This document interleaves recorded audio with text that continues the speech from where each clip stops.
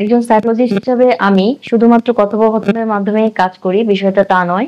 এখানে কতগুলো অ্যাক্টিভিটিস করাই। যেমন তার অ্যাক্টিভিটিস ডেইলি অ্যাক্টিভিটিস শিডিউল দেওয়া থাকে এবং তাকে মাইন্ডফুল প্র্যাকটিস করানো এবং রিল্যাক্সেশন করানো, বিভিন্ন রকমের গ্রাউন্ডিং প্র্যাকটিস সহ বিভিন্ন রকমের অ্যাক্টিভিটিস করানো হয়ে থাকে এবং বিভিন্ন রকমের লাইফ স্কিল শেখানো হয়, যেখানে ক্লায়েন্ট তার সমস্যার সমাধানে উত্তরণ হয়ে আসে।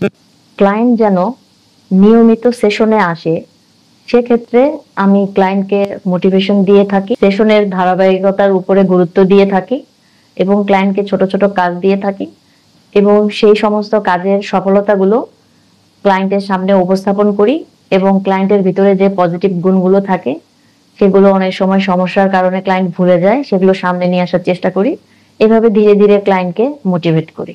একজন ক্লায়েন্টের ট্রিটমেন্ট করানোর ক্ষেত্রে প্রথমে আমি অ্যাসেসমেন্ট করে থাকি, এর পরবর্তীতে ফর্মুলেশন করে থাকি এবং ট্রিটমেন্ট প্ল্যান অনুযায়ী সাজাই এবং এক্ষেত্রে ক্লায়েন্টের তার প্রয়োজনীয়তা অনুযায়ী ট্রিটমেন্ট প্ল্যান করা হয় এবং ক্লায়েন্টের সাথে আলোচনা সাপেক্ষে সেই প্ল্যানগুলো করানো হয়ে থাকে এবং এক্ষেত্রে যে প্রয়োজনে যদি তার প্রিয়জন বা তার বাবা মা বা ফ্যামিলির কাউকে যদি ইনভলভ করানোর প্রয়োজন হয়, সেক্ষেত্রে আমি ইনভলভ করি এবং সেটা ক্লায়েন্টের পরামর্শ অনুযায়ী ক্লায়েন্টের সাথে আলোচনা সাপেক্ষে।